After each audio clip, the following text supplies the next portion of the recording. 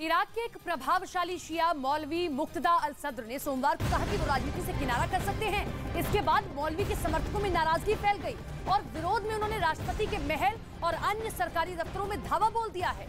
सुरक्षा बलों से टकराव में कम से कम 20 लोगों की जान जा चुकी है और दर्जनों घायल हो चुके हैं। तो इराक में इस वक्त हालात तनावपूर्ण हैं क्योंकि एक मौलवी हैं जिन्होंने इस बात का ऐलान किया कि वो राजनीति से संन्यास ले रहे हैं। हालांकि इससे पहले एक हफ्ते पहले ही उनके समर्थक धरना लगातार कर रहे हैं और हिंसा में अब तक 20 लोगों की जान जा चुकी है। जिस तरीके के हालात आपने श्रीलंका में देखे थे, कुछ वैसे ही हालात अब यहां पर भी बनते दिखाई दे रहे हैं। यहां पर लोग, आप तस्वीरें देख सकते हैं किस तरीके से जो है अब उन तमाम जगहों पर पहुंच रहे हैं जहां पर बड़े बड़े राजनेता बैठते हैं। जनक दवे हमारे साथ, हमारे सहयोगी जुड़े हुए हैं, उनका रुख कर लेते हैं। जनक, लगातार हालात बिगड़ते जा रहे हैं, पड़ोसी मुल्कों ने कहा कैसे उड़ानें रद्द कर दी हैं, लेकिन अभी तक भी कोई ऐसी पहल नहीं की गई कि इन हालातों को काबू में किया जाए। बिल्कुल, देखिए देर रात को स्थिति और विकट बनती जा रही है। एक लिहाज से कहें कि गृह युद्ध की स्थिति बन गई है। सबसे सेफेस्ट एरिया जिसको ग्रीन जोन एरिया कहा जाता है, जहां पर दूतावास है, प्रेसिडेंट हाउस है, पार्लियामेंट है, वहां पर उस जगहों पर प्रदर्शनकारी प्रदर्शन कर रहे हैं और हिंसक झड़पें हो रही है। सेना को कर्फ्यू लगाने की नौबत आ रही, फिर भी प्रदर्शनकारी लगातार प्रदर्शन कर रहे हैं। हिंसक झड़पें होने के चलते अब तक जो जानकारी मिल पा रही है उसके मुताबिक 20 से ज्यादा लोगों की मौत हो चुकी है, जबकि कई लोग हैं वो बुरी तरह से जख्मी हुए हैं। लोग जो प्रदर्शनकारी हैं वो सेना के पास जो वेपन है उसी वेपन को लेकर एक दूसरे पर फायरिंग कर रहे हैं। प्रदर्शन लगातार बढ़ता जा रहा है और दरअसल ये पूरी कहानी को अगर देखें तो अल सुदानी जो ईरान के समर्थित नेता माने जाते हैं, उनके नॉमिनेशन को लेकर ये विवाद हुआ और साथ में अल सद्र जो सब धर्म शिया गुरु हैं वहां पर उन्होंने राजनीति से संन्यास लेने की बात कही। उसके बाद एक हफ्ते पहले ही भड़क उठी थी जनक, जिस तरीके से हमने देखा कि एक हफ्ते पहले उनके समर्थक लगातार प्रदर्शन कर रहे थे। बहरहाल मैं लौटूंगी आपके पास में, अपने दर्शकों को तस्वीरें दिखाते हैं क्योंकि इराक में हालात बिगड़ते जा रहे हैं। बगदाद की तस्वीरें आप देख रहे हैं किस तरीके से लोग, देखिए, ग्रीन जोन तक में एंटर हो चुके हैं। ये 3 तस्वीरें आपके सामने हैं। मौलवी मुक्तदा अल सद्र ने राजनीति से ऐलान क्या किया, उनके समर्थक इस कद्र उग्र हो गए हैं कि पूरे इराक को आग के हवाले कर दिया है। इराक में हालात खराब हो गए हैं, जगह जगह आगजनी की जा रही है समर्थकों द्वारा, कहीं टायर जलाया जा रहा है। हालात को काबू में करने के लिए सेना ने पूरे देश में कर्फ्यू का ऐलान कर दिया है। जनक हमारे साथ, हमारे सहयोगी लगातार बने हुए। जनक, मैंने इसका जिक्र किया, एक हफ्ते पहले ही उनके जो समर्थक है प्रदर्शन कर रहे थे और जैसे ही उनको लगा कि अब राजनीति से वो संन्यास ले रहे हैं, प्रधानमंत्री का उम्मीदवार कोई और होगा, लगातार उग्र होते अब दिखाई दे रहा है वो। बिल्कुल, देखिए अल सद्र की बार नहीं कि राजनीति से वो संन्यास, लेकिन स्थिति अलग है। इस बार अनाउंसमेंट की तब वैसे ही आप जैसे जानते हैं कि पिछले 11-12 महीनों से इराक कार्य नहीं बन रही। मौजूदा जो कार्यवाही प्रधानमंत्री वो लगातार करते रहे कि इसका समाधान हो, लेकिन अल सद्र नहीं रहे और राजनीतिक संकट रहता गया और इसी के चलते और उसके ठीक है जनक, और पिछले 10 महीनों से ये स्थिति बनी हुई है। वहां पर हालात ऐसे पहले भी थे, लेकिन अब समर्थक ज्यादा उग्र हो गए हैं। 10 महीने से कोई भी सरकार ठीक से रन नहीं कर पा रही है, कोई भी ऐसा व्यक्ति वहां पर अब मौजूद नहीं है संगठन का या हम कहें कि संवैधानिक पद पर जो इन तमाम चीजों को बारीकी से देख पाए, समझ पाए। और आप समझिए कि कुछ ऐसे ही हालात श्रीलंका में भी थे।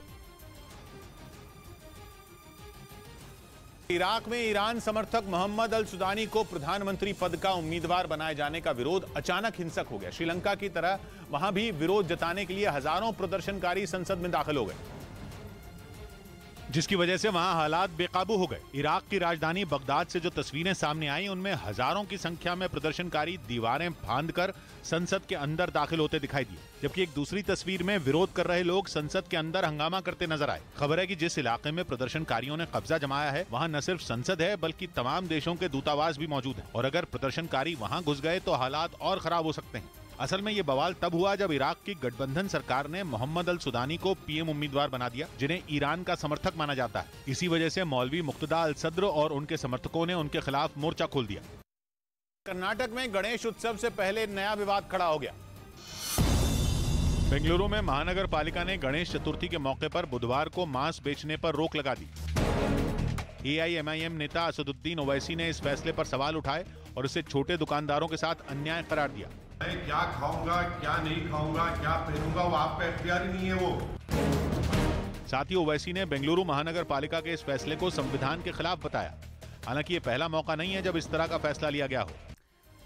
इराक की तस्वीर एक बार फिर से आपके सामने रखते हैं। इराक के एक प्रभावशाली शिया धर्मगुरु मुक्तदा अल सद्र के राजनीति से संन्यास लेने के बाद उनके समर्थक अब हिंसक प्रदर्शन कर रहे हैं। पूरे इराक में जगह जगह अंधाधुंध फायरिंग कर रहे हैं। इस वक्त एक और बड़ी खबर इस बीच आ रही है, वो आपको बता दें, मध्य प्रदेश के मुरैना से एक खबर है जहां पर कोचिंग सेंटर के बाहर दो छात्राओं के बीच जमकर मारपीट हुई, जिसका वीडियो सोशल मीडिया पर वायरल हो रहा है। सड़क पर छात्राओं के बीच जमकर लात और घूंसे चले हैं।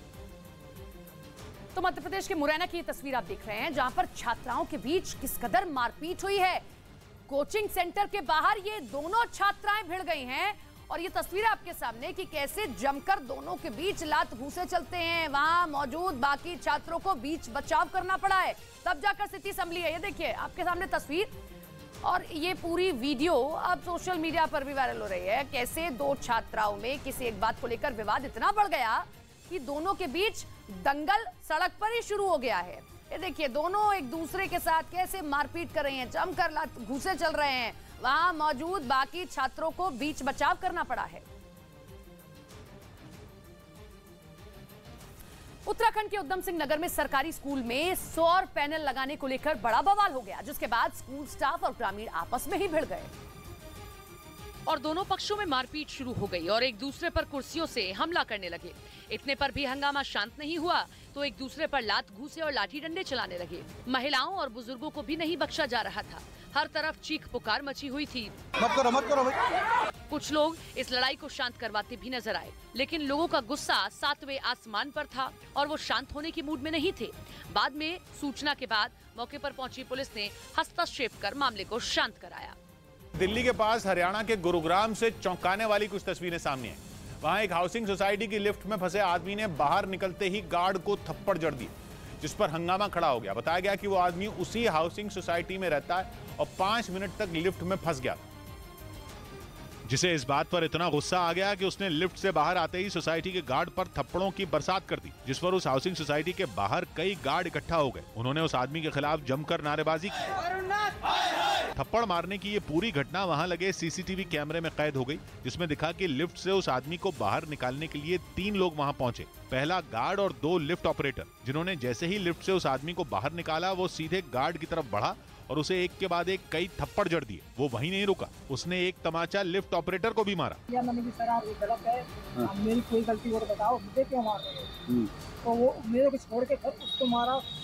जब इतने से भी उसका गुस्सा शांत नहीं हुआ तो वो फिर गार्ड की तरफ गया, लेकिन उसने हाथ जोड़कर उसे ऐसा करने से रोक दिया।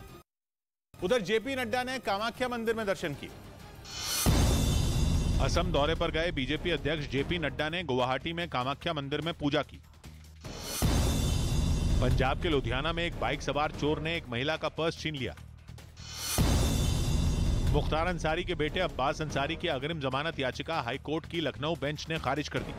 अब्बास पर अवैध तरीके से हथियार रखने का आरोप है। उत्तर प्रदेश के मिर्जापुर में ट्रक की चपेट में आने से मोटरसाइकिल सवार 2 लोगों की मौत हो गई। वहीं हादसे के बाद मोटरसाइकिल से चिंगारी निकलने से ट्रक में भीषण आग लग गई। पुलिस ने आरोपी ट्रक ड्राइवर को गिरफ्तार कर लिया है। तो मिर्जापुर की ये तस्वीर सामने आई है जहां पर भीषण टक्कर होती है और इस टक्कर में 2 मोटरसाइकिल सवार की जान चली जाती है, लेकिन इसी बीच मोटरसाइकिल में भी आग लग जाती है, जिसके बाद वहां मौजूद ट्रक में भी आग लग गई।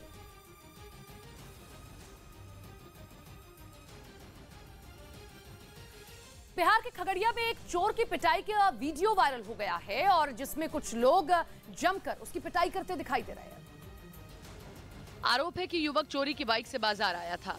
इस दौरान बाइक मालिक की नजर उस पर पड़ गई और उसने जैसे ही रोकना चाहा, युवक बाइक लेकर भागने लगा, जिसके बाद ग्रामीणों ने उसे पकड़ लिया। फिर पूछताछ करने के बाद उसकी पिटाई कर दी। हालांकि इस दौरान आरोपी युवक चोरी की वारदात को अंजाम देने से इनकार करता रहा। चोरी नहीं किया हम, तो फिर वही बुलाया कि चलो तुम गाड़ी हमारा चलाना, बस वो गाड़ी ये गाड़ी हमको दे दिया, वो अपना वाला गाड़ी चलाने लगा। इसके बाद भी लोगों को आरोपी युवक की बातों पर भरोसा नहीं हुआ और उसे पुलिस के हवाले कर दिया। इधर उत्तर प्रदेश के बिजनौर से हैरान करने वाली कुछ तस्वीरें सामने आई। वहां एक महिला को उसके ससुराल छोड़ने गई पुलिस की टीम को घर का गेट खुलवाने के लिए बुलडोजर बुलाना पड़ा, जिसके खौफ से उसके ससुराल वालों ने मेन गेट खोला, क्योंकि जब काफी देर तक पुलिस वालों के समझाने के बाद भी लोग घर का गेट खोलने को तैयार नहीं हुए तो पुलिस को बुलडोजर की मदद लेनी पड़ी ताकि घर के गेट को तोड़कर महिला को उसके ससुराल पहुंचाया जा सके। काफी देर तक यह ड्रामा बीच सड़क पर चलता रहा, लेकिन महिला के ससुराल वालों पर इसका कोई असर नहीं पड़ा। लेकिन जैसे ही बुलडोजर वहां पहुंचा, उन्होंने गेट खोल दिया। बताया गया कि महिला की शादी 2017 में हुई थी, लेकिन आरोप है कि उसके ससुराल वालों ने दहेज मांगना शुरू कर दिया और उसके साथ मारपीट भी की गई थी। जिसके बाद इलाहाबाद हाईकोर्ट ने आदेश दिया कि वो पुलिस की सुरक्षा में अपने ससुराल में ही रहेंगे। जिसके बाद सड़क पर घंटों तक ये ड्रामा चलता रहा। आज ये कोई फायदा नहीं है, ये देश संविधान से चलता है। आपको अपनी बात रखनी है तो डालने में रखें। बुलेट रानी के नाम से मशहूर महिला को यूपी पुलिस से बदसलूकी भारी पड़ गई। दिल्ली के पास गाजियाबाद में पुलिसकर्मी से बदसलूकी के आरोप में एक महिला को गिरफ्तार कर लिया गया। उत्तराखंड के उधम सिंह नगर में 2 गाड़ियों की टक्कर में 6 लोगों की मौत हो गई, जबकि 45 लोग घायल हो गए। जम्मू कश्मीर पुलिस ने एक वीडियो जारी किया जिसके जरिए लोगों को ऑनलाइन ठगी से बचने के लिए जागरूक किया गया। साथ ही ऐसे मामलों की शिकायत फोन कर 1930 नंबर पर करने को कहा गया। दुमका में अंकिता की मौत के बाद अब बहन ने भी बड़ा बयान दिया है और कहा है कि आरोपी शाहरुख बड़े भाई पर भी गंभीर आरोप लगाए हैं। आरोपियों को फांसी की सजा दिए जाने की मांग की है। अंकिता की मौत के बाद पूरे झारखंड में लगातार प्रदर्शन किए जा रहे हैं अंकिता को इंसाफ दिलाने के लिए। ऐसे में अंकिता की बहन ने शाहरुख के बड़े भाई पर भी गंभीर आरोप लगाए हैं और साथ ही साथ शाहरुख को फांसी की सजा दिए जाने की मांग की है। बड़े भाई है ना, वो धमकी दिया था कि देखते हैं कौन जेल में डालता है, पहले से कौन जेल में डालता है, कौन क्या करता है देखते हैं। 10-15 दिन पहले इसको परेशान कर रहा था, उसको फोर्स करके उनसे बात करो मिलो, तो मेरी सिस्टर्स को मना कर दी तो उसको मारने का धमकी दिया था। झारखंड में छात्रा अंकिता की हत्या को लेकर जिलों में प्रदर्शन हो रहा है। कहीं लोग पैदल मार्च निकाल रहे हैं तो कहीं पर कैंडल मार्च के जरिए अंकिता के लिए इंसाफ की मांग की जा रही है। लोगों का गुस्सा उनके प्रदर्शन में साफ दिखाई दे रहा है। कई जगह लोगों ने आरोपी शाहरुख का पुतला जलाकर विरोध भी जाहिर किया है। तो तस्वीरें आप देख रहे हैं, झारखंड के कई जिलों में इसी तरीके के प्रदर्शन किए जा रहे हैं। पूर्वी जमशेदपुर की ये तस्वीरें हैं जहां पर आप देख रहे हैं महिलाओं ने ये मार्च निकाला है। 4 तस्वीरें आपके सामने हैं किस तरीके से अंकिता की जान गई और ऐसे में शाहरुख का एक वीडियो भी सामने आया जिसमें वो हंसता हुआ दिखाई दे रहा है। इन तमाम लोगों का गुस्सा इस बात को लेकर है कि शाहरुख को कड़ी से कड़ी सजा दी जाए। पैदल मार्च निकाला गया, कैंडल मार्च के जरिए लोग अंकिता के लिए इंसाफ की मांग कर रहे हैं। पुतला जलाकर शाहरुख का लोग इंसाफ की गुहार लगा रहे हैं हेमंत सरकार से। अंकिता हत्याकांड पर पूरा झारखंड सुलग उठा। आरोप है कि शाहरुख हुसैन नाम के एक लड़के ने 23 अगस्त को 12वीं क्लास में पढ़ने वाली अंकिता कुमारी पर पेट्रोल डालकर आग लगा दी थी। इस हमले में अंकिता 90% झुलस गई थी और एक दिन पहले रांची में इलाज के दौरान उसकी मौत हो गई, जिसके बाद राज्य में अलग अलग जगहों पर लोगों में आक्रोश देखने को मिला। दुमका में तो बजरंग दल के कार्यकर्ताओं ने सड़कों पर जमकर बवाल किया। इन हालात में उन लोगों पर काबू पाने में पुलिस वालों को काफी मशक्कत करनी पड़ी। इसी तरह कई सामाजिक कार्यकर्ता भी दुमका की सड़कों पर उतर आए। उन्होंने इस मामले के आरोपी के विरोध में उसका पुतला भी जलाया और अंकिता को इंसाफ दिलाने की मांग की। बेटी को न्याय दो। दुमका में अंकिता कुमारी के साथ पढ़ने वाली लड़कियां भी गुस्से से तमतमाई नजर आईं। यही हालात झारखंड में दूसरी जगहों पर भी देखने को मिले, लेकिन दुमका में हालात इस कदर बिगड़ गए कि कई इलाकों को छावनी में तब्दील करने की नौबत आ गई। बताया जा रहा है कि अंकिता ने आरोपी से दोस्ती करने से इनकार कर दिया था, जिसके बाद आरोपी ने यह कदम उठाया। हालांकि पुलिस ने इस घटना के बाद आरोपी को गिरफ्तार कर लिया था, लेकिन जो तस्वीरें सामने आई उनमें गिरफ्तारी के दौरान वो मुस्कुराता दिखा। जहां से पेट्रोल जो है वो फेंका गया था इसी खिड़की से। इस बीच अंकिता के घर वालों ने नम आंखों से उसका अंतिम संस्कार किया और आरोपी को जल्द से जल्द सजा देने की मांग की। कि मरा वैसा लड़का मरा तब हमरा से बढ़िया हो जाएगा। इस घटना से गुस्साए लोग शांत होते नहीं दिख रहे। यही वजह रही कि इलाके में लोगों ने अंकिता के लिए विशाल रैली भी निकाली। गणपति उत्सव पर महाराष्ट्र बीजेपी ने श्रद्धालुओं को तोहफा दिया। बीजेपी ने गणपति उत्सव में शामिल होने के लिए कोंकण जाने वाले लोगों के लिए एक ट्रेन बुक करवाई। दादर से रवाना हुई इस ट्रेन को मोदी एक्सप्रेस नाम दिया गया। नागपुर में केंद्रीय मंत्री नितिन गडकरी ने काफी साल पहले कांग्रेस में शामिल होने की अपनी एक दोस्त की सलाह का जिक्र किया, लेकिन गडकरी ने बताया कि उन्होंने तब भी ऐसा करने से मना कर दिया था। पूर्व अमेरिकी विदेश मंत्री हिलरी क्लिंटन ने क्लब में डांस करने की एक तस्वीर सोशल मीडिया पर शेयर की और ऐसा करते हुए उन्होंने फिनलैंड की प्रधानमंत्री सना मरीन का समर्थन किया। असल में पिछले दिनों सना मरीन का एक क्लब में डांस करने का वीडियो सोशल मीडिया पर वायरल हुआ था, जिसके बाद विपक्षी दलों ने उन पर सवाल उठा दिए थे। लेकिन अब हिलरी ने उन्हें आगे भी डांस करने की सलाह दी, जिस पर सना मरीन ने उनका शुक्रिया अदा किया। बड़ी खबर झारखंड के दुमका में छात्रा को जिंदा जलाने के मामले से जुड़ी, जहां पर अंकिता की मौत से पहले बयान सामने आया है, जिसमें उसने पूरी घटनाक्रम की जानकारी दी है। अपने आखिरी बयान में अंकिता ने बताया है कि उसे रात 8 बजे सबसे पहले फोन पर धमकी दी जाती है कि तुम्हें मार देंगे। अंकिता ने इस बात की जानकारी अपने पिता को भी दी थी और रात में ही आरोपी खिड़की से पेट्रोल फेंककर उसे आग के हवाले कर देते हैं। अंकिता ने इस बात की जानकारी अपने पिता को भी दी थी। अंकिता ने अपने बयान में आरोपी का नाम भी बताया था। तो अंकिता के मौत के मामले से जुड़ी ये बड़ी खबर आपको बता रहे हैं। अंकिता ने अपना बयान रिकॉर्ड कराते हुए बड़ा खुलासा किया है। फिर हमको धमकी दिया परसों रात को फोन करके 8 बजे कि तुमको मारेंगे हम घर में अपने पापा को 10 बजे रात को आए, पापा को बोले, पापा ने ठीक है सुबह होगा तो देखते हैं। तो सुबह 4 बजे आके खिड़की से पेट्रोल फेंक के और आग जला के भाग गया। तो पेट्रोल कहाँ पर फेंका गया? पेट्रोल एगो डिब्बा में 2 लड़का था वो और एगो छोटुआ था। नाम क्या उनका? शाहरुख। और उसके साथ एक लड़का जो है? हाँ छोटू। और आपको शरीर में कहाँ कहाँ प्रॉब्लम आया? सब जगह आया, टोटल जगह, मुँह थोड़ा सा छोड़ा है, बाकी पूरा शरीर में प्रॉब्लम। अमेरिकी स्पेस एजेंसी नासा के चांद से जुड़े दूसरे मिशन आर्टेमिस 1 की लॉन्चिंग फ्यूल लीक की वजह से रुक गई। माना जा रहा है कि अब यह मिशन कुछ समय के लिए टल गया है। नासा के इस मिशन का मकसद एक बार फिर इंसान को चांद पर भेजना है। पिछले कुछ सालों में मून मिशन में चीन ने भी पूरी ताकत झोंक दी है। जानकार मानते हैं कि अमेरिका के मिशन आर्टेमिस 1 की एक बड़ी वजह चीन भी है, क्योंकि चांद पर पहुंचने की इस रेस में अमेरिका चीन से आगे निकलना चाहता है। वो नहीं चाहता कि चीन अमेरिका से पहले चांद पर अपना बेस बनाए, क्योंकि जैसी चीन की आदत और फितरत है, वो चांद पर अपना हक जताने से बाज नहीं आएगा। ये तक मुमकिन है कि चांद पर पहले बेस बनाकर चीन ये बोल दे कि चांद उसका है। जानकार मानते हैं कि अमेरिका इसी वजह से चीन से पहले चांद पर पहुंचना चाहता है और इसीलिए उसने करीब 50 साल बाद चांद से जुड़ा अपना दूसरा मिशन आर्टेमिस 1 लॉन्च करने की तैयारी की। लेकिन फ्यूल लीक की वजह से आर्टेमिस 1 की लॉन्चिंग रुक गई। कहा जा रहा है कि फिलहाल आर्टेमिस 1 मून मिशन होल्ड हो गया है, क्योंकि पता चला कि रॉकेट के 4 में एक इंजन में खराबी आई और फ्यूल लीक होने लगा, जिसके बाद लॉन्चिंग के लिए चल रहे काउंटडाउन को रोक दिया गया। मिशन आर्टेमिस 1 का पहला स्पेसक्राफ्ट अमेरिका के फ्लोरिडा के केनेडी स्पेस सेंटर से लॉन्च होने वाला था, जो चांद पर पहुंचकर यह पता लगाता है कि वहां हालात सही हैं या नहीं, क्योंकि अगर सब ठीक रहा तो अमेरिका इंसानों को भी चांद पर भेजेगा।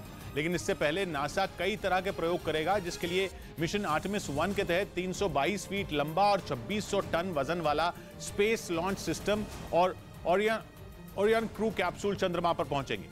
आमतौर पर क्रू कैप्सूल में अंतरिक्ष यात्री रहते हैं, लेकिन इस बार इसमें इंसानों की जगह पुतले बिठाए जाएंगे, जिन्हें अगली पीढ़ी के स्पेस सूट पहनाए जाएंगे, जो चांद पर रेडिएशन की जांच करेंगे। इसके अलावा वैज्ञानिक पौधों के बीज, एल्गी, फंगाई और यीस्ट भी भेजने वाले हैं, ताकि उन पर भी रेडिएशन के असर का पता लगाया जा सके। नासा का यह मिशन 42 दिन 3 घंटे और 20 मिनट का होगा, जिसके बाद कैप्सूल धरती पर वापस आ जाएगा, जिसके लिए नासा का स्पेसक्राफ्ट करीब 60,000 किलोमीटर की यात्रा करेगा। और सब कुछ ठीक रहा तो अगले कुछ सालों में नासा अपने अंतरिक्ष यात्रियों को चांद के साउथ पोल पर उतार देगा, जिनमें एक महिला भी शामिल होगी। चांद के साउथ पोल को बर्फीला ध्रुव भी कहते हैं, क्योंकि वहां बर्फ के रूप में पानी मौजूद है, जो उम्मीद की किरण है, क्योंकि इस पानी में मौजूद हाइड्रोजन और ऑक्सीजन को अलग करके ईंधन बनाया जा सकता है, जिससे रॉकेट उड़ सकता है। अमेरिका की कोशिश चांद के इसी साउथ पोल पर अपना बेस बनाने की है, और चीन भी यही चाहता है, यानी जमीन पर ताइवान और अंतरिक्ष में चांद चीन और अमेरिका के झगड़े की वजह बन सकता है। चीन और अमेरिका दोनों ही चांद के दक्षिणी ध्रुव पर नजरें गड़ाए बैठे हैं, क्योंकि वहां पर मौजूद बर्फ केवल बर्फ नहीं बल्कि संभावनाओं का अंबार है, जिसके लिए अमेरिका और चीन दोनों ने जोर लगा दिया। दोनों ही देश चांद पर बेस बनाने के लिए परेशान हैं। चीन ने पिछले साल रूस के साथ मिलकर चांद पर एक स्टेशन बनाने की घोषणा की, जबकि 20 से ज्यादा देश अमेरिका के आर्टेमिस मिशन के साथ हैं। यानी चांद पर पहले बेस कौन बनाएगा, इसके लिए चीन और अमेरिका में टक्कर शुरू हो चुकी है, जिसका अंदाजा नासा चीफ के बयानों से लग गया, क्योंकि उन्होंने जर्मनी के एक अखबार को दिए इंटरव्यू में चीन के साथ स्पेस रेस की बात कबूल की थी। अमेरिका ने 1972 में अपना पहला मून मिशन लॉन्च किया था और तब नील आर्मस्ट्रांग ने अमेरिका का झंडा और अपने पैरों की छाप छोड़कर इस रेस में अमेरिका को तब के सोवियत संघ के खिलाफ जीत दिलाई थी। लेकिन 50 साल बाद उसका प्रतिद्वंदी या यूं कहें कि दुश्मन बदल चुका है। अब की बार अमेरिका की स्पेस रेस चीन के साथ है, जो चांद पर पहुंचने के लिए 3 रोबोटिक मिशन लॉन्च कर चुका है। लेकिन अमेरिका किसी भी कीमत पर इस रेस को हारना नहीं चाहता, क्योंकि नासा चीफ को चीन की नीयत पर शक है। जर्मनी के एक अखबार को दिए इंटरव्यू में उन्होंने कहा था कि अगर चीन ने किसी दिन चांद पर बेस बना लिया तो वो कह देगा कि पूरा चांद उसका है और किसी को भी वहां पहुंचने से रोक देगा। यही नहीं, उन्होंने स्पेस रेस का आगाज करते हुए ये भी बोला था कि एक नई स्पेस रेस चल रही है और इस बार ये चीन के साथ है। और इन्हीं वजहों से अमेरिका चाहता है कि चांद पर उसका बेस चीन से पहले बने, क्योंकि अमेरिका का तर्क है कि अगर चांद पर पहला बेस उसका बना तो चीन की नहीं चलेगी और पूरी इंसानियत का फायदा होगा। लेकिन अगर चीन जीत गया तो वो वहां भी जमीन वाला हाल करेगा, वो चांद को अपनी जागीर समझने लगेगा और अमेरिका ऐसा नहीं होने देना चाहता। लेकिन आर्टेमिस 1 मून मिशन में रुकावट आते ही अमेरिका को जोरदार झटका लगा, क्योंकि आशंका है कि नासा इस मिशन को कुछ समय के लिए स्थगित कर सकता है और दोबारा उसका रॉकेट चांद पर जाने में समय लग सकता है, जो चांद पर कब्जा करने के चक्कर में बैठे चीन के लिए अच्छी खबर है। ठाणे में गड्ढों की वजह से एक युवक की मौत हो गई। मुंबई के पास ठाणे में सड़क पर बने गड्ढों की वजह से एक स्कूटर सवार लड़का गिर गया, जिसके बाद ट्रक की चपेट में आने से उसकी मौत हो गई। दिल्ली के गीता कॉलोनी इलाके में एक कार ने 2 बुजुर्गों को टक्कर मार दी, जिससे एक बुजुर्ग आदमी की मौत हो गई जबकि उनकी पत्नी गंभीर रूप से घायल हो गई। दिल्ली के जहांगीरपुरी इलाके में कुछ लोगों ने विकास नाम के एक आदमी की चाकू मारकर हत्या कर दी। बताया जा रहा है कि इस घटना से पहले विकास को उसकी महिला दोस्त ने फोन कर अपने घर बुलाया था। पुलिस ने इस मामले में इस महिला को पकड़ लिया, जबकि बाकी लोगों की तलाश में जुट गई। दुमका मामले को लेकर बीजेपी लगातार सरकार पर निशाना साध रही है। झारखंड के पहले मुख्यमंत्री रहे बाबूलाल मरांडी ने कानून व्यवस्था को लेकर सरकार पर निशाना साधा और आरोपी शाहरुख के साथ ही उसके भाई मुस्तफा पर भी कार्रवाई की मांग की है। साथ ही मामले में लापरवाही बरतने वाले डीएसपी के खिलाफ कार्रवाई की मांग भी की है।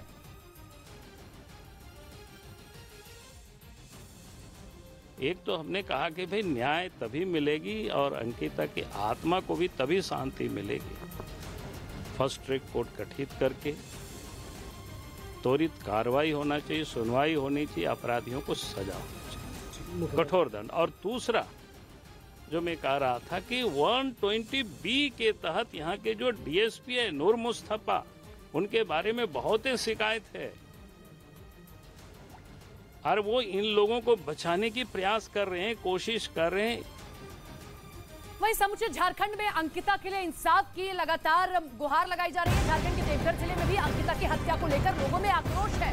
विश्व हिंदू परिषद और बजरंग दल के साथ कई संगठन के लोगों ने आरोपी शाहरुख का पुतला जलाया और अंकिता के लिए इंसाफ की गुहार लगाई है। प्रदर्शन के दौरान भारी संख्या में पुलिस फोर्स को तैनात करना पड़ा है। हालातों पर प्रशासन पूरी तरह से अपनी नजर बनाए हुए है। वहीं झारखंड के दुमका में छात्रा को जिंदा जलाने के मामले से जुड़ी बड़ी खबर आपको बता दें। अंकिता की मौत से पहले का बयान अंकिता का सामने आया है, जिसमें उसने पूरी घटनाक्रम की जानकारी पुलिस के सामने रखी है। अपने आखिरी बयान में अंकिता ने बताया कि उसे रात 8 बजे सबसे पहले फोन पर धमकी दी जाती है कि तुम्हें मार देंगे। अंकिता ने इस बात की जानकारी अपने पिता को भी दी थी और रात में ही आरोपी खिड़की से पेट्रोल फेंककर और आग लगाकर भाग गया। अंकिता ने अपने बयान में आरोपी का नाम भी बताया है। फिर हमको धमकी दिया परसों रात को फ़ोन करके 8 बजे कि तुमको मारेंगे हम। तो हम घर में अपने पापा को 10 बजे रात को आए, पापा को बोले, पापा ने ठीक है सुबह होगा तो देखते हैं। तो सुबह 4 बजे आके खिड़की से पेट्रोल फेंक के और आग जला के भाग गया। तो पेट्रोल कहाँ पर फेंका गया था? पेट्रोल एक डिब्बा में 2 लड़का था, वो और एक छोटुआ था। नाम क्या उनका? शाहरुख। और उसके साथ एक लड़का जो है? हाँ, छोटू। और आपको शरीर में कहाँ प्रॉब्लम आया? सब जगह आया, टोटल जगह, खाली मुंह थोड़ा सा छोड़ा है, बाकी पूरा शरीर में प्रॉब्लम है। एडीजी मुख्यालय एमएल मीना ने कल दुमका में अंकिता के परिवार से मुलाकात की और अंकिता के परिवार को हर संभव मदद और सुरक्षा देने की बात कही। एडीजी एमएल मीना ने मुलाकात के दौरान घर का वो हिस्सा भी देखा जहां अंकिता पर पेट्रोल डालकर आग लगाई गई थी। हालांकि वारदात को लेकर एडीजी ने अभी तक कुछ भी बोलने से इनकार कर दिया है और जांच की बात कही है। साथ ही एडीजी ने मामले में 2 आरोपियों की गिरफ्तारी की भी बात कही है। तो अंकिता की हत्या के 2 आरोपी गिरफ्तार हो चुके हैं। इस मामले में लगातार कार्रवाई की जा रही है। हालांकि एडीजी उस जगह पर भी पहुंचे जहां पर अंकिता के साथ ये पूरी घटना घटी है। एमएल मीना ने परिवार से मुलाकात की और हर संभव मदद का आश्वासन दिया है।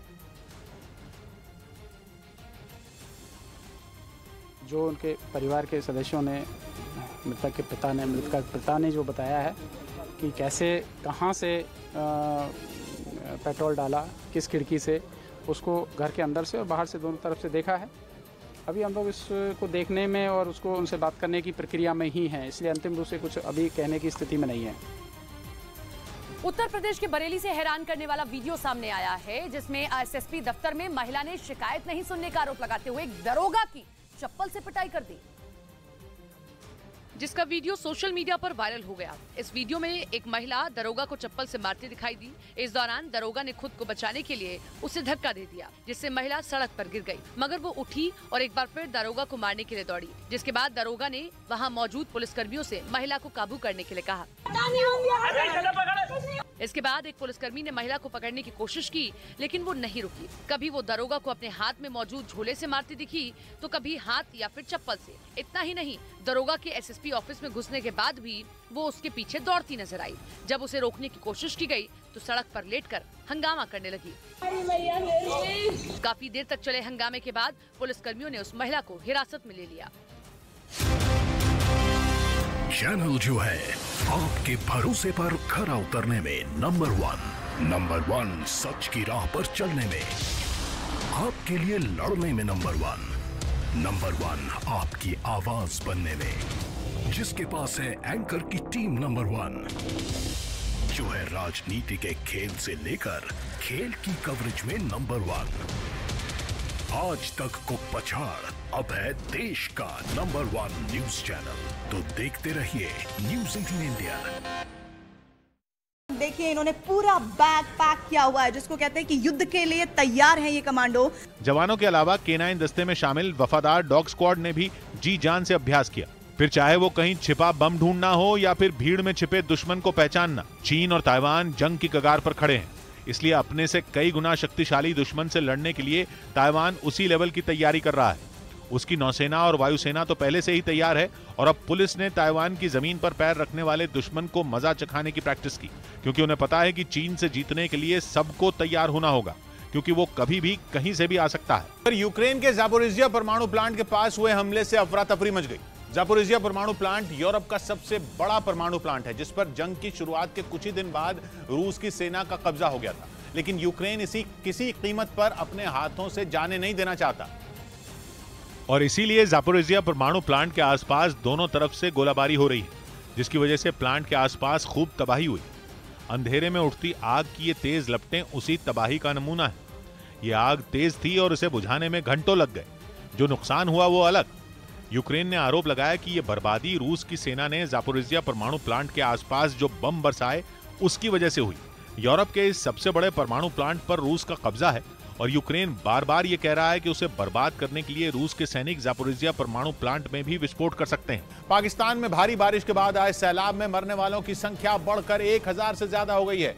पाकिस्तान के प्रधानमंत्री शहबाज शरीफ ने बाढ़ की स्थिति को भयावह बताया है। वहां के आर्मी चीफ कमर जावेद बाजवा ने भी बाढ़ प्रभावित कई इलाकों का दौरा किया। कुदरत का रौद्र रूप सबसे ज्यादा पाकिस्तान के पंजाब प्रांत में देखने को मिला, जहां से रोंगटे खड़े कर देने वाला एक वीडियो सामने आया, जिसमें एक 3 मंजिला इमारत पानी में समा गई। उस इमारत के चारों तरफ पानी सैलाब की तरह बहता नजर आया। उसके बाद उसका एक हिस्सा पहले झुक गया और फिर देखते ही देखते पूरी इमारत टूटकर पानी में बह गई। उसके नजदीक एक और मकान का भी यही हाल हुआ। अल्लाहू अकबर। इस घटना को देखकर वहां मौजूद लोगों में हाहाकार मच गया। वहां के एक दूसरे इलाके से भी दिल दहला देने वाली कुछ तस्वीरें सामने आई, जिनमें कुछ लोग उफनती नदी के बीचों बीच एक चट्टान पर खड़े दिखाई दिए। उन्होंने नदी के तेज बहाव का कुछ देर तक सामना भी किया, लेकिन वो ज्यादा देर तक इस सैलाब का मुकाबला नहीं कर सके। थोड़ी ही देर में पानी ने उस चट्टान को भी डुबो दिया, जिसकी वजह से वो लोग पानी में बह गए। पंजाब प्रांत के कई दूसरे इलाकों में भी बाढ़ ने इसी तरह तबाही मचाई। जहां हजारों मकान पानी में डूब गए तो कई सड़कें और पुल भी बाढ़ में बह गए। इन हालात में पाकिस्तान की सेना ने कई जगहों पर मोर्चा संभाल लिया और खैबर पख्तूनख्वा प्रांत में तो पाकिस्तानी सेना ने कई लोगों की जान भी बचाई। वहां के एक इलाके से सामने आई तस्वीर में पाकिस्तानी सेना का एक हेलीकॉप्टर अपने मिशन में जुटा नजर आया। वहां सैलाब के बीच चट्टानों पर खड़े एक आदमी का रेस्क्यू किया गया। तस्वीरों को देखकर साफ हो गया कि अगर इस हेलीकॉप्टर के पहुंचने में थोड़ी भी देर हो जाती तो उस आदमी का बचना नामुमकिन था। खैबर पख्तूनख्वा प्रांत के कई इलाकों में बाढ़ ने सैकड़ों लोगों को बेघर कर दिया। पहाड़ी इलाकों में तो पानी के साथ मलबा भी लोगों के घरों में घुस गया। और बाढ़ से बर्बादी की ऐसी तस्वीरें सिर्फ एक इलाके में नहीं देखी गई, बल्कि पूरे पाकिस्तान में बाढ़ ने कोहराम मचा रखा है। लाखों लोग बेघर हो चुके हैं, हजारों लापता बताए गए। कई जगहों पर तो हालात इस कदर बिगड़ गए कि राहत और बचाव की टीमें भी वहां तक नहीं पहुंच पाई। जिसके बाद पाकिस्तान की सेना ने हेलीकॉप्टरों के जरिए उन इलाकों में खाने पीने की चीजें पहुंचाई। बाढ़ की वजह से सड़कें जगह जगह बह गईं, जिससे लोग कमर तक भरे पानी में पैदल चलने को मजबूर हो गए। लेकिन पानी के तेज बहाव ने वहां भी उनका पीछा नहीं छोड़ा। कई इलाकों में लोग बाढ़ में जहां तहां फंस गए, जिससे उनकी परेशानी और बढ़ गई। गांव इनके मुताबिक इस पानी के उस पार है जहां इनके घर गिर चुके हैं। असल में जून से ही पाकिस्तान में लगातार बारिश हो रही है, जिससे हालात बिगड़ते चले गए। धीरे धीरे सभी नदियों में उफान आ गया और फिर उसके पानी ने गांवों और शहरों को डुबोना शुरू कर दिया। इधर कर्नाटक के कई जिलों में हुई बारिश ने लोगों की मुश्किलें बढ़ा दी। इस बीच मौसम विभाग ने राजधानी बेंगलुरु समेत राज्य के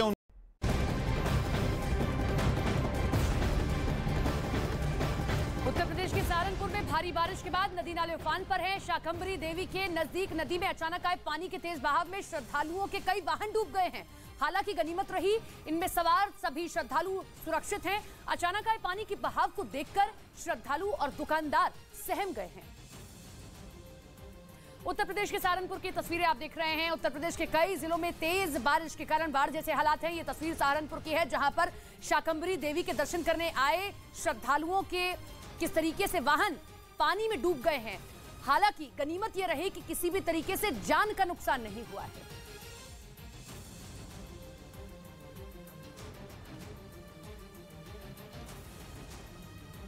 के बेहद करीब पानी का रौद्र रूप दिखाई दिया। वहां बारिश के बाद नदी का जलस्तर इतना बढ़ गया कि उसका पानी खतरनाक तरीके से निचले इलाकों में फैलने लगा। कुछ लोग तो अपनी जान बचाने के लिए रेलवे ट्रैक के किनारे ही खड़े हो गए। उधर उत्तर प्रदेश में हुई जोरदार बारिश से गंगा नदी में ऐसा उफान आया कि वो सब कुछ डुबोने पर आमादा दिखाई दी। वाराणसी के कई घाट तो पानी में पूरी तरह डूब गए, जिसका वीडियो देखकर ऐसा लगा मानो वहां मौजूद मंदिर और घर नदी के बीच ही बनाए गए थे। ड्रोन से बनाए गए इस वीडियो में जहां तक निगाह गई सिर्फ और सिर्फ पानी नजर आया, जिसकी वजह से गंगा के किनारे बना मणिकर्णिका घाट तो डूबने की कगार पर आ गया। इसका जो प्रभाव है वो 124 गांवों में वाराणसी में देखा जा सकता है। वाराणसी में लगातार बढ़ते पानी की वजह से प्रशासन ने भी सख्ती दिखाई, जिसके तहत लोगों को घाटों से दूर रहने की चेतावनी दी गई। साथ ही मणिकर्णिका घाट में चिता जलाने के लिए नदी से दूर एक जगह पर व्यवस्था की गई। लेकिन नदियों में आया उफान सिर्फ वाराणसी नहीं बल्कि प्रयागराज में भी परेशानी का सबब बन गया। वहां तो मुश्किलें बढ़ाने में गंगा का साथ यमुना नदी ने भी दिया, जिसके बाद वहां भी नजारा वाराणसी जैसा ही दिखा। प्रयागराज गंगा और यमुना में आए उफान के बाद किसी टापू की तरह नजर आने लगा।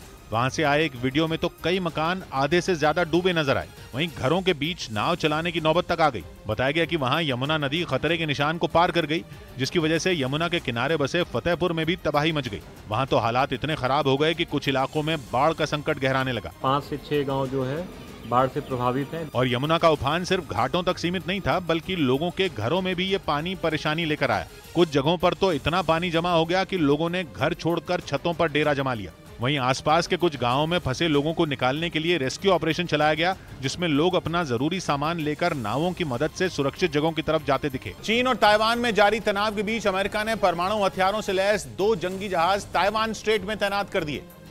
इसके जरिए अमेरिका ने चीन को यह चेतावनी भी दे दी कि अगर उसने ताइवान के खिलाफ सैन्य कार्रवाई करने की सोची भी तो उसे गंभीर नतीजे भुगतने होंगे। और चीन को ताकत दिखाने के लिए अमेरिका ने अपने 2 सबसे खतरनाक जंगी जहाज यूएसएस एंटीथिम और यूएसएस चांसलर्सविल ताइवान स्ट्रेट में उतार दिए। असल में नैन्सी पेलोसी की ताइवान यात्रा और चीन सागर में अमेरिका के बढ़ते दखल से चीन बौखलाया हुआ। वो बार बार ताइवान को न सिर्फ जंग के लिए उकसा रहा है, बल्कि अपनी सेना की ताकत दिखाकर उसे डराने में भी जुटा है। जबकि अमेरिका कई बार चीन को ये चेतावनी भी दे चुका है कि अगर उसने ताइवान के खिलाफ युद्ध का बिगुल बजाया तो उसकी ईंट से ईंट बजा दी जाएगी। लेकिन अमेरिका की इन तमाम चेतावनियों को दरकिनार कर चीन ताइवान को हथियाने की फिराक में है। और वो किसी भी सूरत में ये नहीं चाहता कि उसके और ताइवान के बीच अमेरिका आए। हालांकि लंबे वक्त से ताइवान और दक्षिण चीन सागर में चीन की दादागिरी पर अमेरिका से उसकी तनातनी बनी हुई है। लेकिन 28 अगस्त को पहली बार अमेरिका ने चीन को उसी की भाषा में जवाब दिया। चीन को सबक सिखाने के लिए अमेरिकी नेवी ने 2 सुपर डिस्ट्रॉयर वॉरशिप यूएसएस एंटीटम और यूएसएस चांसलर्सविल ताइवान स्ट्रेट में तैनात कर दिए। इन दोनों वॉरशिप पर सैकड़ों फाइटर जेट और हेलीकॉप्टर मौजूद हैं। इसके अलावा ये दोनों जंगी जहाज परमाणु हथियारों से लैस हैं, जिसका सीधा मतलब ये कि अगर चीन ने ताइवान के खिलाफ कोई चालबाजी की तो उसे सीधे सीधे अमेरिका से ही भिड़ना पड़ेगा। और दावा किया जा रहा है कि ताइवान के समंदर में तैनात इन 2 बेहद खतरनाक जंगी जहाजों के दम पर अमेरिका चीन की चूलें तक हिला देने की ताकत रखता है। हालांकि ऐसा पहली बार हुआ है जब अमेरिका ने चीन की सैन्य ताकत को सीधे तौर पर चैलेंज किया है। और इसी वजह से उसने एक नहीं बल्कि अपने 2 सबसे खतरनाक वॉरशिप को ताइवान के पास समंदर में तैनात कर दिया। चीन को भी यह एहसास हो चुका है कि अब अमेरिकी नेवी ताइवान की मदद के लिए मोर्चा संभालने को तैयार है। असल में अमेरिकी संसद की स्पीकर नैन्सी पेलोसी के दौरे के बाद से ही ताइवान चीन को फूटी आंख नहीं भा रहा। इसी वजह से चीन ताइवान को हथियाने और उसे घुटनों पर लाने के लिए लगातार मिलिट्री ड्रिल कर रहा है। उसके लड़ाकू विमान ताइवान के आसमान में गरज रहे हैं। यही नहीं, ताइवान के चारों तरफ चीन ने 6 नो एंट्री जोन घोषित कर दिए हैं, जिसका मतलब यह कि इन 6 रास्तों से कोई भी पैसेंजर प्लेन या जहाज ताइवान तक नहीं पहुंच सकता है। इसके अलावा इराक के एक प्रभावशाली शिया मौलवी मुक्तदा अल सद्र ने सोमवार को कहा कि वो राजनीति से किनारा कर रहे हैं और उसके बाद मौलवी के समर्थकों में नाराजगी फैल गई। विरोध में उन्होंने राष्ट्रपति के महल और अन्य सरकारी दफ्तरों में धावा बोल दिया। सुरक्षा बलों से टकराव में कम से कम 20 लोगों की जान चली गई और दर्जनों घायल हो गए। शिया धर्मगुरू के ऐलान के बाद उनके समर्थक अब हिंसक प्रदर्शन कर रहे हैं। संसद का घेराव किया है, संसद के अंदर दाखिल हो चुके हैं। ग्रीन कॉरिडोर कहे जाने वाले ऐसे तमाम वो इलाके जो बेहद सुरक्षा के साथ रहते हैं, वहां पर भी इन सब ने धावा बोल दिया है। तो इराक के एक प्रभावशाली शिया धर्मगुरू मुक्तदा अल सद्र ने राजनीति से संन्यास का ऐलान क्या किया, उसके बाद उनके समर्थक हिंसक हो गए हैं। पूरे इराक में जगह जगह अंधाधुंध फायरिंग की जा रही है, तो कई मुक्तदा समर्थक रॉकेट लॉन्चर से गोले दाग रहे हैं। सड़क पर टायर जलाकर विरोध प्रदर्शन किया जा रहा है। 3 तस्वीरें इसकी।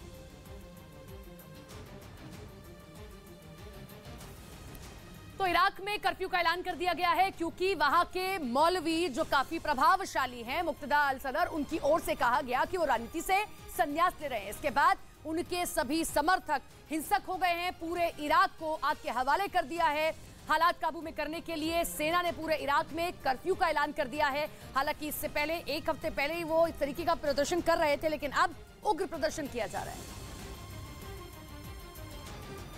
इराक में ईरान समर्थक मोहम्मद अल सुदानी को प्रधानमंत्री पद का उम्मीदवार बनाए जाने का विरोध अचानक हिंसक हो गया। श्रीलंका की तरह वहां भी विरोध जताने के लिए हजारों प्रदर्शनकारी संसद में दाखिल हो गए, जिसकी वजह से वहां हालात बेकाबू हो गए। इराक की राजधानी बगदाद से जो तस्वीरें सामने आई, उनमें हजारों की संख्या में प्रदर्शनकारी दीवारें फांदकर संसद के अंदर दाखिल होते दिखाई दिए, जबकि एक दूसरी तस्वीर में विरोध कर रहे लोग संसद के अंदर हंगामा करते नजर आए। खबर है कि जिस इलाके में प्रदर्शनकारियों ने कब्जा जमाया है, वहां न सिर्फ संसद है बल्कि तमाम देशों के दूतावास भी मौजूद हैं, और अगर प्रदर्शनकारी वहां घुस गए तो हालात और खराब हो सकते हैं। असल में ये बवाल तब हुआ जब इराक की गठबंधन सरकार ने मोहम्मद अल सुदानी को पीएम उम्मीदवार बना दिया, जिन्हें ईरान का समर्थक माना जाता है। इसी वजह से मौलवी मुक्तदा अल सद्र और उनके समर्थकों ने उनके खिलाफ मोर्चा खोल दिया। कर्नाटक में गणेश उत्सव से पहले नया विवाद खड़ा हो गया। बेंगलुरु में महानगर पालिका ने गणेश चतुर्थी के मौके पर बुधवार को मांस बेचने पर रोक लगा दी। AIMIM नेता असदुद्दीन ओवैसी ने इस फैसले पर सवाल उठाए और इसे छोटे दुकानदारों के साथ अन्याय करार दिया। मैं क्या खाऊंगा, क्या नहीं खाऊंगा, क्या पहनूंगा, वो आप पे इख्तियार ही नहीं है वो। साथ ही ओवैसी ने बेंगलुरु महानगर पालिका के इस फैसले को संविधान के खिलाफ बताया। हालांकि ये पहला मौका नहीं है जब इस तरह का फैसला लिया गया हो। अब बात सोनाली फोगाट हत्याकांड की करते हैं, जिस पर हरियाणा सरकार ने गोवा के मुख्यमंत्री प्रमोद सावंत को चिट्ठी लिखकर हत्याकांड की CBI जांच के लिए सिफारिश करने की अपील की। ये चिट्ठी हरियाणा के गृह मंत्री अनिल विज ने लिखी है। पिछले कई दिनों से सोनाली फोगाट का परिवार हरियाणा सरकार से CBI जांच की मांग कर रहा है। घर वालों का आरोप है कि इस हत्याकांड में बड़े चेहरे शामिल हो सकते हैं, जिन्हें किसी भी सूरत में सजा मिलनी चाहिए। सोनाली के घर वालों की मांग पर ही अनिल विज ने गोवा सरकार को चिट्ठी लिखी है ताकि वो इस मामले की CBI जांच की सिफारिश करें। इस बीच गोवा के DGP ने हत्याकांड की पूरी रिपोर्ट मुख्यमंत्री प्रमोद सावंत को सौंप दी है। गोवा के मुख्यमंत्री को, गोवा सरकार को हमने लिख दिया है कि इसकी हम सीबीआई जांच की स्ट्रांगली रिकमेंड करते हैं कि इसकी सीबीआई जांच करवाई। अपनी रिपोर्ट में गोवा पुलिस ने यह दावा किया कि सोनाली फोगाट को पानी में मिलाकर ड्रग्स दिए गए थे, जिन्हें पीने से उनकी मौत हो गई। आरोप है कि उनके पीए सुधीर सांगवान ने अपने दोस्त सुखविंदर के साथ मिलकर यह साजिश रची थी और दोनों ने मौका मिलते ही सोनाली को ड्रग्स दे दिए थे, जिससे न सिर्फ उनकी तबीयत बिगड़ी बल्कि कुछ ही घंटों में उनकी मौत भी हो गई। गोवा पुलिस की रिपोर्ट के मुताबिक सुधीर सांगवान और सुखविंदर ने सोनाली को पानी में मिलाकर ड्रग्स पिलाए थे। रिपोर्ट में बताया गया कि 22 अगस्त को सोनाली शाम करीब 4 बजे अपने पीए सुधीर सांगवान और सुखविंदर के साथ गोवा पहुंची थी।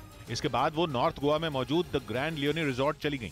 गोवा पुलिस के मुताबिक होटल से सोनाली रात करीब 10 बजे कर्लीज क्लब पहुंची और इस दौरान सुधीर सांगवान और सुखविंदर भी उनके साथ थे। आरोप है कि कर्लीज क्लब में ही सुधीर ने सुखविंदर के साथ मिलकर पानी में ड्रग्स मिलाया और फिर जबरन सोनाली को पिला दी, जिसका एक सीसीटीवी वीडियो भी सामने आया, जिसमें सुधीर जबरदस्ती सोनाली के मुंह में बोतल लगाता दिखाई दे रहा है।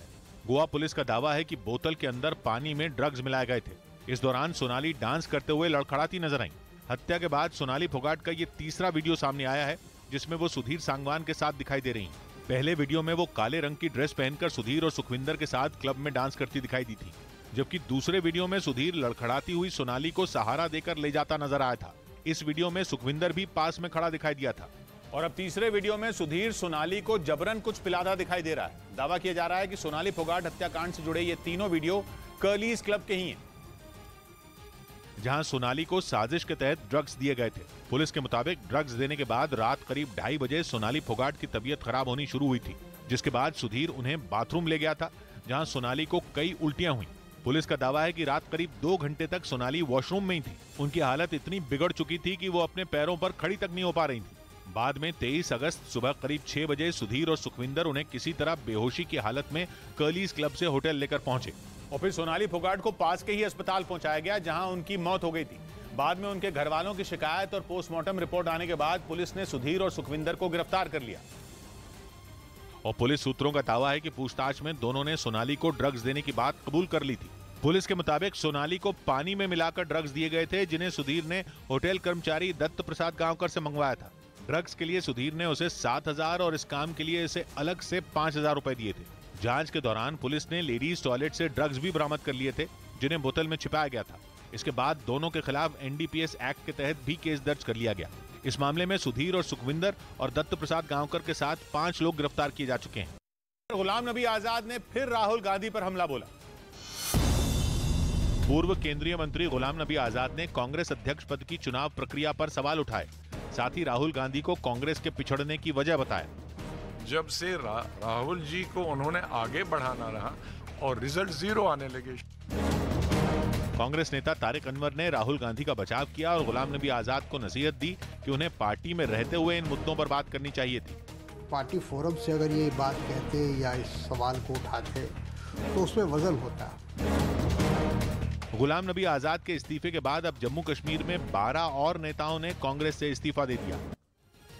दुमका की रहने वाली 12वीं की छात्रा अंकिता की मौत के बाद बहन ने बड़ा बयान दिया है। अंकिता की बहन ने हत्या के आरोपी शाहरुख के बड़े भाई पर भी गंभीर आरोप लगाए और आरोपियों को फांसी की सजा की मांग की है। तो अंकिता की बड़ी बहन ने यह आरोप लगाया है कि न सिर्फ शाहरुख बल्कि उसका भाई भी इसमें संलिप्त है। इसी के साथ साथ अंकिता की बड़ी बहन ने ये मांग की है कि शाहरुख समेत सभी आरोपियों को फांसी की सजा होनी चाहिए।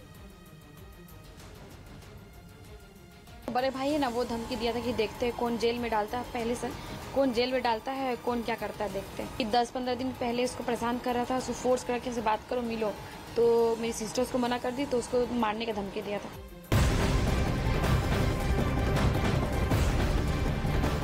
वहीं इस पूरे मामले को लेकर दुमका में तनाव जारी है। इस बीच पूरे इलाके में सुरक्षा के कड़े इंतजाम कर दिए गए हैं। मृतक अंकिता के घर के बाहर भी भारी पुलिस फोर्स तैनात कर दी गई है। तस्वीरें आप देख रहे हैं किस तरीके से अंकिता की मौत के बाद न केवल दुमका बल्कि अब समूचे झारखंड में अलग अलग जगहों पर अलग अलग तरीके से प्रदर्शन किया जा रहा है ताकि अंकिता को इंसाफ मिल पाए। ये तस्वीरें आप अंकिता के घर के बाहर की देख रहे हैं, कैसे वहां पर पुलिस फोर्स को तैनात कर दिया गया है। दुमका में हालात तनावपूर्ण बने हुए हैं। लगातार लोगों की ओर से कैंडल मार्च समेत बाकी प्रदर्शन किए जा रहे हैं कि अंकिता को इंसाफ मिले। शाहरुख समेत जितने भी आरोपी हैं कड़ी से कड़ी सजा दी जाए। उधर मुख्यमंत्री हेमंत सोरेन की ओर से कहा गया कि जो कुछ भी शाहरुख ने किया है वो माफी योग्य नहीं है। 10 लाख की सहायता दी गई और इसी के साथ में आश्वासन दिया गया है कि अंकिता को न्याय जरूर मिलेगा। झारखंड में छात्रा अंकिता की हत्या को लेकर कई जिलों में प्रदर्शन हो रहे हैं। कई लोग पैदल मार्च निकाल रहे हैं तो कहीं पर कैंडल मार्च किया जा रहा है। लोगों का गुस्सा उनके इस मार्च में साफ दिखाई दे रहा है। कई जगह लोगों ने आरोपी शाहरुख का पुतला जलाकर विरोध भी जाहिर किया है। झारखंड के दुमका की तस्वीरें देख रहे हैं। न केवल दुमका बल्कि अलग अलग जगहों पर, पूर्वी जमशेदपुर की बात कर लीजिए, देवघर की बात कर लीजिए, समूचे झारखंड आज एक होकर अंकिता के लिए इंसाफ की गुहार लगा रहा है। अंकिता के लिए इंसाफ की मांग तेज कर दी गई है। जस्टिस फॉर अंकिता के लिए नारे लगाए जा रहे हैं। ये 4 तस्वीरें आपकी टीवी स्क्रीन पर हैं। पहली तस्वीर में आप देखिए किस तरीके से कैंडल मार्च निकाला गया। दूसरी तस्वीर भी आप देख रहे हैं किस तरीके से लोगों की ओर से प्रदर्शन किया जा रहा है। अंकिता के लिए इंसाफ की मांग की जा रही है। शाहरुख का पुतला जलाया गया और महिलाओं में खास तौर पर आक्रोश देखने को मिल रहा है।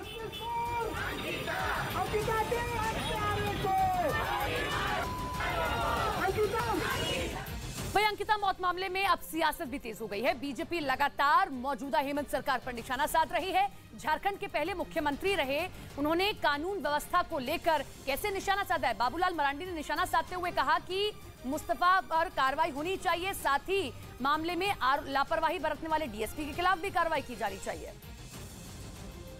एक तो हमने कहा कि भाई न्याय तभी मिलेगी और अंकिता की आत्मा को भी तभी शांति मिलेगी। फर्स्ट ट्रैक कोर्ट गठित करके त्वरित कार्रवाई होना चाहिए, सुनवाई होनी चाहिए, अपराधियों को सजा होनी चाहिए, कठोर दंड। और दूसरा जो मैं कह रहा था कि 120B के तहत यहाँ के जो डीएसपी है नूर मुस्तफा, उनके बारे में बहुत ही शिकायत है और वो इन लोगों को बचाने की प्रयास कर रहे हैं, कोशिश कर रहे हैं। तो झारखंड के देवघर जिले में भी अंकिता की हत्या को लेकर लोगों में आक्रोश दिख रहा है। विश्व हिंदू परिषद, बजरंग दल के साथ कई संगठन के लोगों ने आरोपी शाहरुख का पुतला जलाया, अंकिता के लिए इंसाफ की मांग की है। प्रदर्शन के दौरान भारी संख्या में पुलिस फोर्स तैनात की गई है। हालातों पर प्रशासन की पूरी नजर बनी हुई है। तो झारखंड में जगह जगह पर प्रदर्शन किए जा रहे हैं। वहीं देवघर में भी शाहरुख का पुतला फूंका गया, लोगों की ओर से प्रदर्शन किया जा रहा है।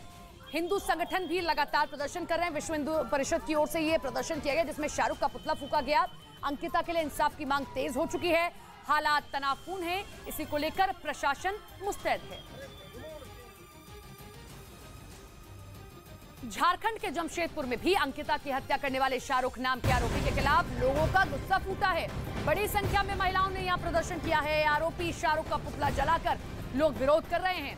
जमशेदपुर में भी हिंदूवादी संगठन प्रदर्शन में शामिल हो चुके हैं। अंकिता के लिए इंसाफ की मांग की जा रही है। ये जमशेदपुर की तस्वीरें आप देख रहे हैं जहां पर शाहरुख नाम के इस आरोपी का पुतला जलाया गया। बजरंग दल की ओर से ये पूरा प्रदर्शन किया गया है। फांसी की मांग की जा रही है। अंकिता के लिए समूचे झारखंड में इंसाफ की जो मांग है वो तेज हो चुकी है। दुमका की अंकिता की घटना पूरे देश में जहां आक्रोशित है, वहीं जमशेदपुर के यहां पर महिलाओं ने भी इसका आक्रोश जताते हुए विरोध जताया है। हम जानते हैं जमशेदपुर की महिलाओं से कि किस तरह वे अंकिता की घटना को लेकर आक्रोशित है और उनकी मांगे क्या है। हम लोग ये चाहते हैं कि अगर सरकार से नहीं हो पा रही है, उनको सजा नहीं दे पा रहे, फांसी की सजा अगर वो नहीं दे पा रहे तो वो हम लोग को सौंप दे, उस लड़के को, जिहादी शाहरुख को वो हमें सौंप दे, हम उसका फैसला करेंगे। क्योंकि ये हमारी बहन के साथ हुआ और हिंदू बहन के साथ हुआ है और ये मुस्लिम समुदाय के जिहादी लड़के ने किया है, तो ये हमने तुष्टीकरण हम नहीं चाहेंगे। अगर सरकार से नहीं होती है तो उसे हमें हमारे सौंपे, हम उसका फैसला करेंगे। अंकिता मौत मामले में बड़ी खबर आपको बता दें, अंकिता ने अपना बयान मौत से पहले दर्ज कराया था जिसमें उसने पूरी घटनाक्रम की जानकारी दी। अपने आखिरी बयान में अंकिता ने बताया कि उसे रात 8 बजे सबसे पहले फोन पर धमकी दी गई थी कि तुम्हें मार देंगे। अंकिता ने इस बात की जानकारी अपने पिता को भी दी थी और रात में ही आरोपी खिड़की से पेट्रोल फेंककर आग लगाकर भाग गए। अंकिता ने अपने बयान में आरोपी का नाम भी बताया है।